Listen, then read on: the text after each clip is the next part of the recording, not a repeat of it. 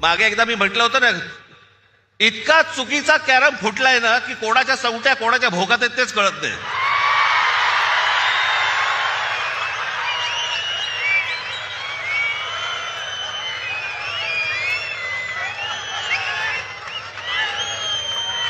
प्रत्येकाला विचार लागतं आज कुठे.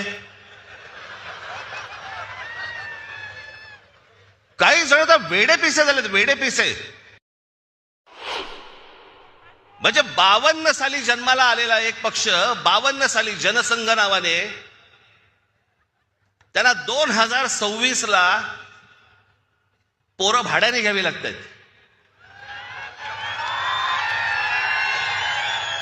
तुमचे कार्यकर्ते तुमची माणसं तुम्ही उभी केली होतीत ना, मग दुसऱ्यांची कशाला कडेवर घेऊन नाचताय.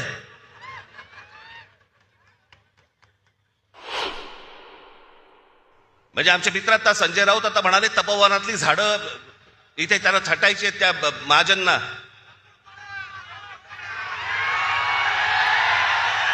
अहो लाकूड तोड्या बरा होता,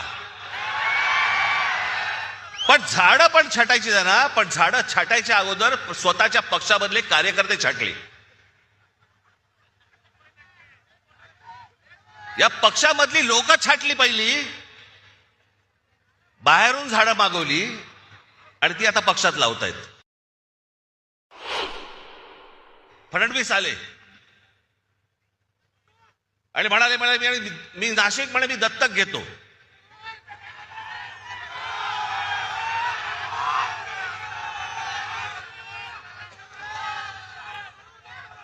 आणि त्या सगळ्या गोष्टींना नाशिककर भुलले आणि आम्ही जी कामं करून ठेवली होती ती सगळे विसरले.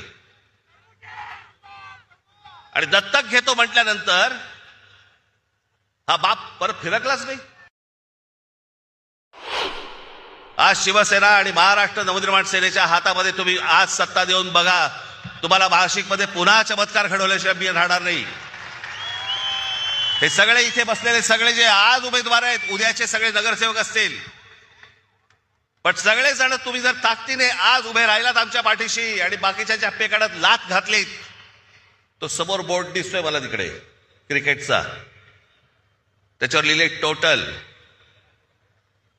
शिवसेना आणि महाराष्ट्र नवनिर्माण सेना यांचे नगरसेवक किती निवडून येणार, मला तिकडे 100चा आकडा पाहिजे मला त्या बोर्डावरती.